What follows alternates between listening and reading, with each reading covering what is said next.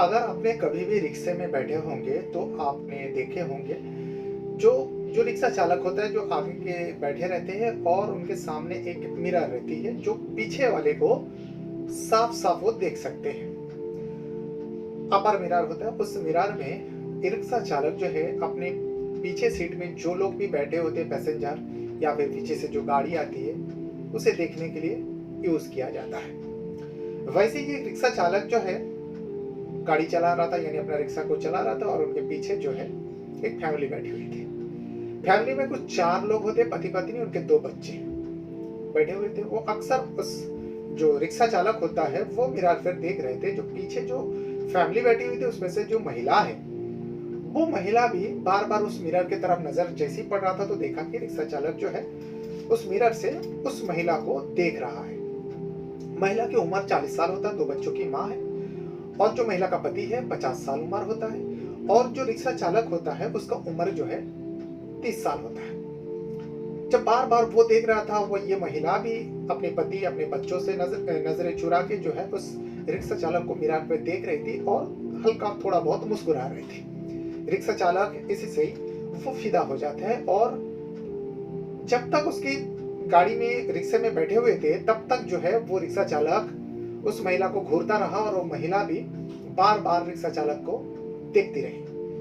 वैसे करते करते मंजिल तक पहुंचता है जहां तक इन लोगों को जाना था, वहां तक रिक्शा चालक जो है अपने रिक्शा को लेकर जाता है। फिर ये सारे उतर जाते हैं, लेकिन उतर तो जाते हैं। एक मॉल होता है, शॉपिंग मॉल। उस शॉपिंग मॉल में ये चारों जो है फैमिली जो है पति पत्नी 2 बच्चे चले जाते हैं। लेकिन जाते समय जैसे मॉल में एंट्री होता है वो रिक्शा चालक उसी गेट के पास छोड़ा था और उसी गेट के पास खड़े रहते।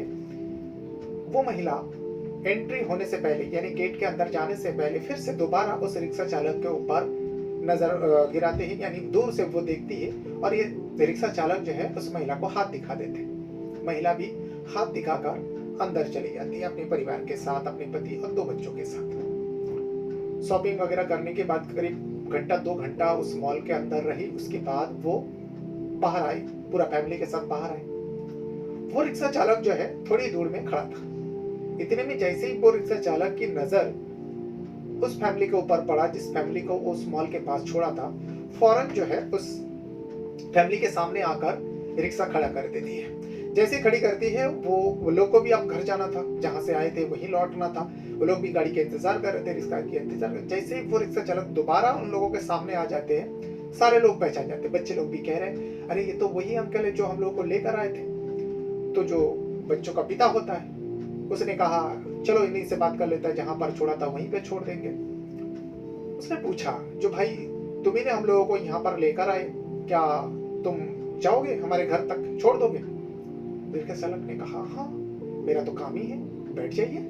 हाँ आप लोगों को मैं तो थोड़ा टाइम पहले ही यहाँ पे छोड़ा था, तो ठीक है बैठ जाइए। बैठ जाते, पूरा फैमिली बैठ जाते हैं। लेकिन जो महिला है वो अब ज्यादा ही मुस्कुरा रही थी। महिला को अब वो रिक्शा चालक धीरे धीरे पसंद आने लगी थी। अब इन दोनों के बीच में क्या बात हुई थी नहीं हुई थी वो तो किसी को नहीं पता चला, लेकिन सबको लगा ये एक इत्तेफाक है। बच्चों को भी लगा और उस शख्स को भी लगा, उस महिला के पति को भी लगा, इत्तेफाक से ये रिक्शा चालक हमें मिल गए। तो दोबारा उस रिक्शा चालक की गाड़ी में बैठ जाते सारे और रिक्शा चालक उन लोगों को लेकर घर पर पहुंचते हैं। तो उस परिवार को लेकर उस परिवार के घर पे पहुंचते हैं, गेट पे छोड़ते हैं। इतने में महिला कहती है भैया आप अगर बुरा ना मानो तो आप यहाँ तक आए हो तो 1 गिलास पानी पीकर जरूर जाना।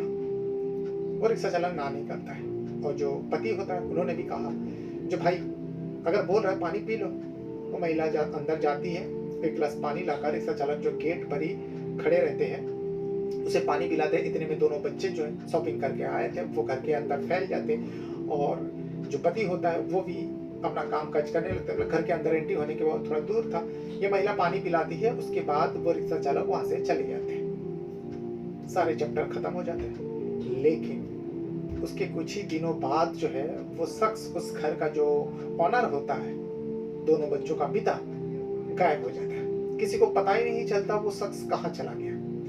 और उस महिला ने, उस दोनों बच्चों का माँ ने किसी को बताया भी नहीं था। हाँ जिसने भी पूछा सबको बताया जो हमारे बीच में झगड़ा हो गए थे वो एक आश्रम में चले गए, उस आश्रम का नाम भी बताते। लेकिन उस शख्स का जो एक भाई होते हैं, उन्होंने, क्योंकि ये पूरा घटनाक्रम जो है नवी मुंबई का है और उस शख्स का पूरा परिवार जो है उत्तर प्रदेश का देवरिया का रहने वाले होते हैं। देवरिया में पूरा परिवार से जब कई दिनों तक उस शख्स का कांटेक्ट नहीं हुआ, बातचीत नहीं हुई, तो शख्स का एक भाई होते हैं, वो अपने भाई को ढूंढते हुए नवी मुंबई आ जाते हैं। और नवी मुंबई आने के बाद अपनी भाभी से मुलाकात होती है, भतीजे से मुलाकात होती है, सारे लोगों से पूछताछ किया जाता है। तो महिला ने वही बात बताई जो हम दोनों के बीच में झगड़ा हो गए थे, और वो रूट कर जो है एक आश्रम में चले गए। उन्होंने कहा था, मैं देखना 3-4 महीने में ही लौटूंगा, उससे पहले मैं कभी नहीं आऊंगा। लेकिन 3-4 महीना तो दूर की बात, साल भर होने को आया था, करीब 10 महीना हो चुका था। वो शख्स ना तो किसी से कांटेक्ट कर रहे थे, ना अपने परिवार से बात कर रहे थे, और ना ही किसी को पता थी क्या वाकई वो आश्रम में चला गया था। इसके बारे में भी किसी को नहीं पता थी। महिला जो बता रही, सारे लोगों को वही लग रहा है, दोनों बच्चों को भी कुछ नहीं पता थी। आखिरकार भाई को बहुत ज्यादा परेशानी हुई। अपने भाई से जब मुलाकात नहीं हुई, यहाँ आने के बाद भी पता नहीं चला, तो उन्होंने, उस भाई ने सोचा क्यों ना पुलिस से रब्ता किया जाए, पुलिस से मुलाकात किया जाए, पुलिस से बातचीत किया जाए। नजदीकी पुलिस थाना पहुंचते हैं वो शख्स। उस जगह का पुलिस स्टेशन का नाम होता है रबली पुलिस। वो वहां पर पहुंचते हैं। पहुंचने के बाद उसका नाम होता है, जो पहुंचता है भाई का नाम होता है हरिराम कुशवाहा। हरिराम कुशवाहा अपने बड़े भाई के बारे में पुलिस वाले को बताते हैं। पुलिस वाले पूछते हैं, भाई क्या काम से आए हो, क्या करना है, क्या बताना है। तो हरिराम कुशवाहा जो है अपने बड़े भाई, जिसका नाम होता है बलराम कुशवाहा, 50 साल का होते हैं, उनके बारे में पूरी बात बताए। जो करीब साल भर हो गया मेरे भाई से कांटेक्ट नहीं हो रहा, बातचीत नहीं हो रही। ये पुलिस वाले के पास गया था 24 अप्रैल 2026 को। जाने के बाद अपने भाई के बारे में बताते हैं, लेकिन पुलिस वाला इस मामले में सीरियस तो होता है, पूरा डिटेल जानते हैं। उसके बाद उसे पूछा जाता है हरिराम कुशवाहा से, जो भाई तुम अपने भाई को लेकर यहाँ तक आ गए उत्तर प्रदेश का देवरिया से, तो उसकी जो पत्नी है, उसके जो 2 बच्चे हैं, बाकी रिश्तेदार हैं, उन लोग क्यों नहीं आए और पत्नी क्यों पुलिस का मदद नहीं लिया। तो भाई ने कहा, हमें नहीं पता। हमारी जो भाभी है, उन्होंने कहा जो हम दोनों में झगड़ा हो गया था, वो एक आश्रम में चला गया। मैं उस आश्रम में भी जाके आया, लेकिन मेरा भाई का कोई पता नहीं साहब, ढूंढ दीजिए प्लीज, मेहरबानी कर दीजिए। पुलिस ने कहा, देखिए परेशान ना हो, हम लोग कोशिश करते हैं, और एक काम करो, तुम्हें क्या किसी के ऊपर शक है? उस भाई ने कहा, नहीं ऐसा किसी के ऊपर शक तो नहीं है, लेकिन वो भाई जो है दूर रहते थे, अब पता नहीं यहाँ पे कोई उनका दुश्मन है क्या नहीं है, और भाभी को भी ज्यादा जानकारी नहीं है। तो पुलिस वाले का एक टीम जो है उस हरिराम कुशवाहा के साथ बलराम जिस जगह पर रहता था, उस जगह यादव नगर होता है, नवी मुंबई में आता है, उस जगह पर भेजा जाता है। जो एक काम करो, बलराम कुशवाहा के घर में जाओ और उसकी पत्नी से बातचीत करो, और दोनों बच्चों से भी बातचीत करो, पड़ोसी से बातचीत करो। हरिराम कुशवाहा पुलिस वाले के साथ अपने भाई के घर पे दोबारा आते, और आने के बाद अपनी भाभी से मिलवाते। जो ये हमारे भाभी है, जिनका नाम होता है सुनीता कुशवाहा, 40 साल का होते, 2 बच्चे होते, बच्चे ज्यादा बड़े नहीं थे, इसलिए पुलिस वाले जो है सुनीता कुशवाहा से ज्यादा सवाल जवाब किया, बच्चों से पूछा, लेकिन बच्चों ने कुछ बता नहीं पाए। तो सुनीता कुशवाहा ने बताया, जो साहब अगस्त का महीना था, 2025 की बात है ये, हम दोनों पति पत्नी में झगड़ा हुआ, और झगड़े में मेरा जो पति होता है बलराम कुशवाहा, उन्होंने रूट कर घर से चले गए, और जाते समय कहा था, मैं 3 से 4 महीना तक नहीं लौटूंगा, तब तुझे मालूम पड़ेगा, तब तुझे एहसास होगी। पुलिस ने पूछा, किस बात पर झगड़ा हुआ था? महिला ने, सुनीता ने बहाना बना दिया, जो शॉपिंग को लेकर झगड़ा हुआ था, घर के सामानों के, घर के चीजों के लिए झगड़ा होती थी, और उस दिन ज्यादा ही हो गया था, इसलिए वो रूट कर चले गए। मैंने भी नहीं रोकी, मैं भी गुस्से में थी। पुलिस को लगा ये आम बात है, वाकई शायद रूट कर चले गए होंगे, लेकिन इतना दिनों तक रूट के रहना, 2 बच्चों का पिता होकर, चलो पत्नी से रूठे हैं, लेकिन बच्चों से तो मोहब्बत होगी, लेकिन किसी के साथ कांटेक्ट भी नहीं हो रहा है। और ये रिपोर्ट दर्ज कराने गया था 24 अप्रैल 2026 को, और अगस्त महीना 2025 की बात हो रही थी, पत्नी सुनीता ने बताया। पुलिस को मामले में थोड़ा गड़बड़ लगा, इस वजह से पुलिस वाले का टीम जो है उस घर का बहुत सारे मोबाइल नंबर ले लिया थी। एक तो सुनीता के पास मोबाइल थी, दोनों बच्चों के पास भी मोबाइल थे, और जो हरिराम कुशवाहा है उसका भी मोबाइल नंबर ले लेती है, और लेने के बाद सारे मोबाइलों का डिटेल निकालते हैं, नंबरों का। लेकिन जब सबका नंबर चेक किया, ऐसा तो कुछ संदीप नजर नहीं आया, लेकिन सुनीता के नंबर जो है ज्यादा पुराना नहीं था, तो इसीलिए पुलिस वाले के जो है शक जो है सुनीता के ऊपर ही गई। पहले से ही शक हो रहा था, क्योंकि सुनीता ने क्यों नहीं रिपोर्ट दर्ज कराया, पति करीब 10 महीना से गायब है।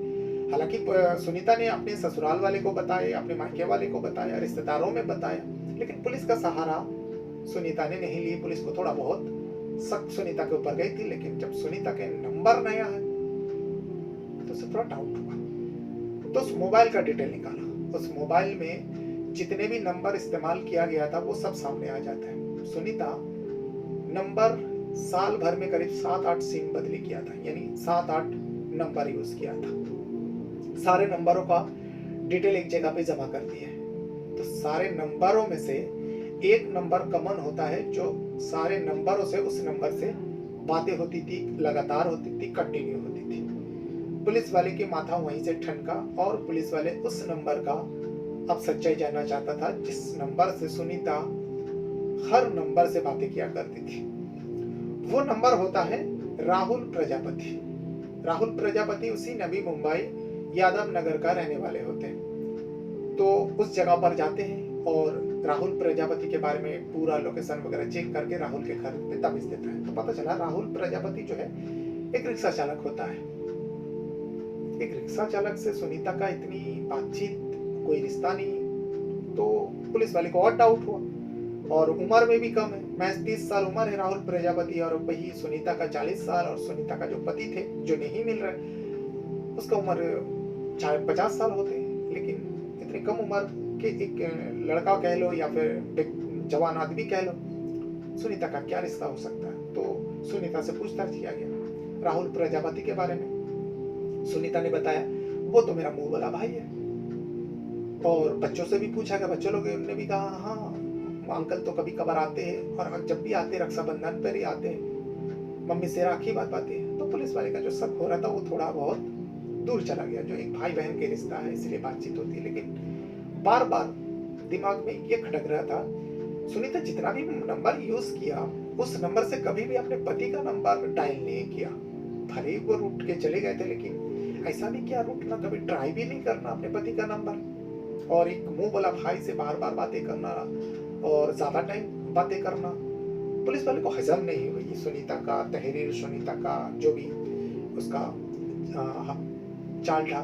तो इसीलिए पुलिस वाले जो है उस राहुल प्रजापति को उठाते, और उठाने के बाद उससे थोड़ा बहुत सवाल जवाब करते, जो देखो मुझे तुम्हारे बारे में सब कुछ पता चल गया, तुम्हारा और सुनीता के बीच में जो रिश्ता है वो तो लोगों को दिखाने का भाई बहन का रिश्ता है, भले तुम राखी बंधवाते हो, लेकिन हमें पता है तुम दोनों के बीच में कुछ और ही चल रहा है। इसमें जो है राहुल तो पहला थोड़ा सा वो कॉन्फिडेंट के साथ जवाब दिया, लेकिन पुलिस वाले के तेवर के सामने राहुल प्रजापति जो है फीका पड़ जाता है, और आखिरकार राहुल प्रजापति अपना गुनाह कबूल करता है और पूरा सच्चाई बता देता है। इस सच को सुनने के बाद और पुलिस जो फौरन एक टीम बनाते हैं और सुनीता को भी हिरासत में ले लेती है। जब सुनीता को हिरासत में लेती है, सारे रिश्तेदार, सारे पड़ोसी हैरान हो जाते हैं। जो पति गायब है बलराम कुशवाहा, और पत्नी को पुलिस हिरासत में क्यों लिया? क्या औरों के जैसा सुनीता ने भी अपने पति को मरवा दिया? सबके मन में वही चल रहा था जो आजकल हमारे हिंदुस्तान में अलग अलग जगहों में हो रहा है। तो सबके डाउट वही हुई, और आपको पता है डाउट बिल्कुल क्लियर कर देती है पुलिस, क्योंकि सुनीता ने ही अपने पति को मौत के घाट उतरवाई थी अपने आशिक, अपने प्रेमी के साथ मिलकर। और प्रेमी कौन होता है? वो है राहुल प्रजापति, जो लोगों के सामने समाज के लिए एक मुंह बोला भाई था। राखी तो बंधवाती थी, लेकिन उसी राखी के आड़ में उसी से अवैध संबंध में जुड़ी हुई थी सुनीता कुशवाहा। ये पूरा सच्चाई जो है पुलिस वाले के सामने दोनों ने कबूल किया, जो हम दोनों के बीच में अवैध संबंध है। पुलिस ने पूछा ये कैसे, तुम तो राखी बांधती थी? तो सुनीता ने कहा हाँ, ये तो राखी बांधने का एक हम लोग का एक प्लान थी। जब मैंने उसके अपने आशिक के बारे में बताती है, राहुल प्रजापति के रिक्शा में बैठा, उनकी नजर मेरे ऊपर पड़ी, मेरी नजर उनके ऊपर पड़ी। हम दोनों एक दूसरे को देखकर मुस्कुराने लगे, और फिर आंखों ही आंखों में इशारा हो जाती। जब इशारा हो जाती, राहुल प्रजापति मॉल से बाहर आने के लिए इंतजार करने लगे। फिर हम लोग शॉपिंग करके बाहर आए। राहुल प्रजापति के गाड़ी में ही हम लोग बैठे रिक्शे में और फिर घर तक छोड़ा। जब घर तक छोड़े सारे लोग घर के अंदर एंट्री हुई, मैं पानी पिलाने के नाम पर राहुल प्रजापति से बातचीत करने लगी। जो क्या बात है, क्या कहना चाहते हो, तुम क्यों मुझे बार बार घूर रहे थे। तो इतने में राहुल प्रजापति ने कहा, जो आप बहुत अच्छी हो, आपका चेहरा मुझे भा गया, मुझे आपको देखने का मन कर रहा है, बार बार आपसे बातें करने की मन कर रहा है, आप क्या चाहते हो। इतने में सुनीता प्रजापति ने कहा, ठीक है, अगर ऐसी बात है ना तो 2 दिन बाद तुम आना मेरे घर पे, रक्षाबंधन आ रहे, और फिर मैं तुम्हें राखी बांधूंगी और सबके सामने तुम मेरा भाई बन जाना, यानी भाई बहन का रिश्ता बन जाएगा। राहुल ने कहा, नहीं, मैं तो तुम्हें कुछ और ही नजर में देख रहा था। तो इतने में सुनीता कहा, अरे पापा आओ तो आओ, राखी बांधती हूँ, फिर उसके बाद तुम्हें मैं समझाती हूँ आखिर क्यों मैं तुम्हें राखी बांधी। राहुल समझ जाता है, राहुल चला जाता है। 2 दिन बाद, ये बात किसी को नहीं पता थी, जो राहुल आने वाला है सिर्फ सुनीता को पता थी। राहुल रक्षाबंधन के दिन पहुंच जाते। पहुंचने के बाद बेलडोर बजाते, घर में और भी लोग थे, तो सारे लोग हैरान। पति भी था, बलराम कुशवाहा। बलराम पहचान जाते, ये तो वही रिक्शा चालक है 2 दिन पहले जो मॉल छोड़ा था, 2 दिन पहले आया भी था हमें यहाँ पे छोड़ने के लिए, पहचान जाते हैं। तो बलराम कुशवाहा ने कहा, अरे क्या बात है भाई, क्या काम से आना हुआ। तो राहुल प्रजापति ने कहा, जो देखिए, मेरा कोई बहन नहीं है और आज रक्षाबंधन है, मैं चाहता हूँ जो सुनीता जी है आपके वाइफ, मुझे राखी बांधे तो मुझे बहुत अच्छा लगेगा। इसमें बलराम बहुत खुश हो जाता है। बलराम कहते हैं, अरे भाई आओ आओ, अंदर आओ, अंदर आ जाओ, इसमें कौन सी बड़ी बात है। वो सुनीता को आवाज लगा दे, जो सुनीता देखो कौन आया है। सुनीता बाहर आती है, जैसे कुछ जानती ही नहीं। सुनीता कहती, कौन है। तो बलराम कुछ बता रहे, नहीं पहचानी, 2 दिन पहले तो हम लोगों को जो मॉल में छोड़े थे, मॉल से घर पर भी लेके आ रहे, वही रिक्शा से। सुनीता एक, अरे हाँ हाँ मैं पहचानी, और कैसे आना हुआ भैया। तो बलराम कहते, अरे ये राखी बंधवाना चाहते, तुमसे राखी बंधवाना चाहते हैं। सुनीता भी बहुत हंस देती है, खुश होती है, कहती है, अच्छा ठीक है, अगर ऐसी बात है मैं अभी लेकर आती हूँ। उस रक्षाबंधन में सबके सामने जो है सुनीता ने राहुल प्रजापति के हाथ में अपने पति के सामने राखी बांध दी है। सबको लगा ये मुंह बोला भाई बन गया, दोनों के बीच में भाई बहन का रिश्ता हो गया। और उसी वक्त जो है सुनीता ने कहा, जो आप अगर आए हो रक्षाबंधन में राखी बंधवाए तो खाना खाकर ही जाना। इसमें बलराम भी कहता, हाँ भाई, जब तुमने अपने इसे बहन बना ही लिया सुनीता को, तो बहन का कहना मान लो और खाना खाकर ही जाना। राहुल तो वही चाहता था और सुनीता भी वही चाहती थी।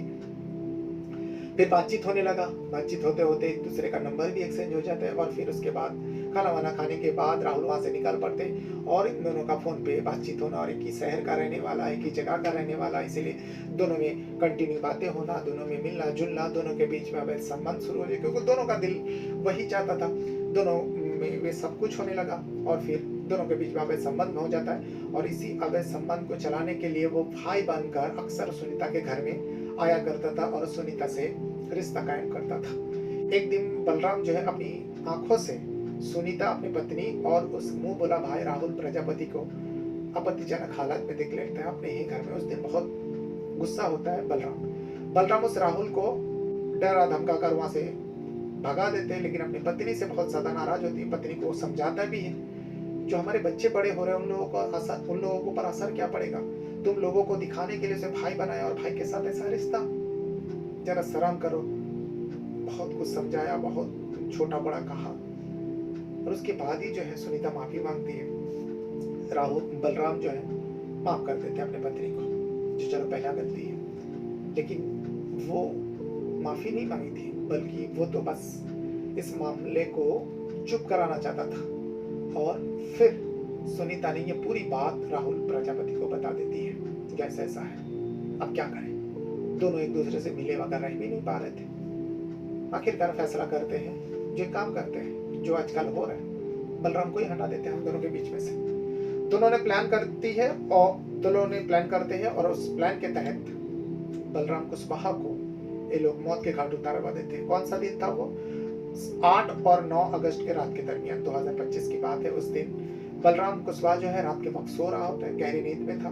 उसी वक्त सुनीता ने अपने आशिक राहुल प्रजापति को बुलाती है और दोनों ने मिलकर सोते हुए बलराम कुशवाहा को मौत दे देती है। मौत के बाद अब उस बॉडी को ठिकाने लगवाना था। ठिकाने लगाने के लिए ये लोग जगह चुनती है। उसी नवी मुंबई का एक जगह है MIDC, उस जगह पर एक जंगल जैसा है, उस जंगल में रातों रात बलराम कुशवाहा का बॉडी को भी ठिकाने लगवाना था। ठिकाने लगवाने के लिए बॉडी को पैक करने के लिए पॉलिथीन लेकर आते, लेकिन इतनी बड़ी बॉडी को पैक कर कर लेके जाकर फेंकना, तो इसीलिए दोनों ने फिर उसे प्लान चेंज करते हैं और फिर बलराम कुशवाहा का इन दोनों ने मिलकर 3 टुकड़ा कर देते हैं। 3 टुकड़ा करने के बाद तीनों अलग अलग पॉलिथीन में भरते, पैक करते हैं और उस राहुल प्रजापति अपने ही रिक्शा में ले जाकर जंगलों में फेंक देते। अब बात आती है, जब इतना बड़ा कांड किया घर के अंदर, तो दोनों बच्चे कहाँ थे? तो बता दे, 7 तारीख को जो है 7 अगस्त 2025 को सुनीता अपने दोनों बच्चों को अपनी बहन के वहां भेज दी थी, ताकि इस काम को अंजाम देते समय इन दोनों बच्चों को भनक भी न लगे, उन दोनों को पता भी नहीं चले। और जब बच्चे घर आते हैं अपने पापा को ढूंढते हैं, तो मम्मी ने कहा जो पापा रूठ कर चले गए, तुम्हारे पापा कह कर गए 3 से 4 महीना नहीं आएंगे, तो तुम लोग भी उन्हें याद मत करो, ज्यादा उनके बारे में पूछताछ मत करो। बच्चे भी चुप हो जाते। बच्चे को लगा वाकई 3-4 महीना चले गए, लेकिन धीरे धीरे दिन आगे बढ़ रहा था। और जो बलराम कुशवाहा का भाई है, जो उत्तर प्रदेश का देवरिया में रह रहे थे, उन्होंने भाई से कांटेक्ट किया, भाई से कांटेक्ट नहीं हो रहा था। भाभी से कांटेक्ट किया, भाभी ने वही बात बताई, लेकिन कई दिन हो जाता है, 10 महीना गुजर चुका था। तो हरिराम कुशवाहा जो बलराम कुशवाहा का भाई होता है, उनको लगा कुछ मामला और है, गड़बड़ी है, तो हमें जाना चाहिए। लोगों ने भी सलाह दिया, जाओ जाकर देख लो, मिल लो, क्या है नहीं है, जाओगे तो पता चलेगा। जब आने के बाद भाभी से पूछा, भाभी ने वही बताई। पड़ोसी ने कहा जो तुम्हारे भाभी ने जो कहा हम लोग वही बता रहे, हम लोग तो कई दिनों से उसे देखा नहीं और किसी के नजर में भी नहीं आया। इसीलिए वो हरिराम कुशवाहा जो है पुलिस स्टेशन में जाते हैं 24 अप्रैल 2026 को और इस पूरी बात को बताते हैं। उसके बाद पुलिस सीरियस होकर और इन दो सारे खबर निकालती है और राहुल प्रजापति और सुनीता कुशवाहा जो है ये पूरा हकीकत, पूरा सच्चाई जो है पुलिस वाले के सामने बयान कर देता। पुलिस हैरानी से इन दोनों के तरफ देखते हैं और सोचने पर मजबूर हो जाते हैं। आखिरकार 10 जुलाई 2026 को इन दोनों को हिरासत में ले लेती है। किसको? सुनीता कुशवाहा और राहुल प्रजापति को। लेने के बाद इन दोनों के ऊपर चार्जशीट दाखिल कर अदालत पेश करता है। अदालत जो है उस बलराम कुशवाहा के मर्डर के इल्जाम में इन दोनों को जेल भेज देती है। पुलिस का काम था बलराम कुशवाहा का बॉडी को ढूंढना, इसीलिए उस राहुल प्रजापति को लेकर उसी MIDC के जंगल में जाते हैं जहां पर उस बलराम कुशवाहा का बॉडी को फेंका गया था। उसी के निशानदेही पर, राहुल प्रजापति के निशानदेही पर तीनों पॉलिथीन बरामद हो जाती, लेकिन उसके अंदर सिर्फ हड्डियां बची थी, क्योंकि 10 महीना हो चुका था। उस हड्डियों को लेते हैं, DNA टेस्ट के लिए भेज देते ताकि पता चले जो राहुल ने जो कुछ भी बताया, सुनीता ने जो कुछ भी बताई वही सच है और ये जो हड्डियां मिली है ये बलराम कुशवाहा का ही है। ये पूरा हकीकत था, ये पूरा सच्चाई था जो नवी मुंबई में घटी थी। वाकई हैरान कर देने वाली ये घटना है। और उन दोनों बच्चों को जो है अपने चाचा हरिराम कुशवाहा को सौंप देते हैं पुलिस वाले और हरिराम कुशवाहा अपने दोनों भतीजे और भतीजी को लेकर देवरिया लौट जाते हैं। आपको क्या लगता है इस घटनाक्रम के बारे में? अपना राय कमेंट में जरूर दीजिएगा। और आप लोगों से मैं पूछना चाहूंगा, इन दोनों को सजा क्या मिलनी चाहिए? ये जो पत्नी है सुनीता कुशवाहा अपने से 10 साल छोटे एक शख्स के साथ अवैध संबंध को चलाने के लिए, उसको कंटिन्यू रखने के लिए अपने ही पति को मौत के घाट उतार देती है। बहुत बहुत धन्यवाद करता हूँ। Thank you very much.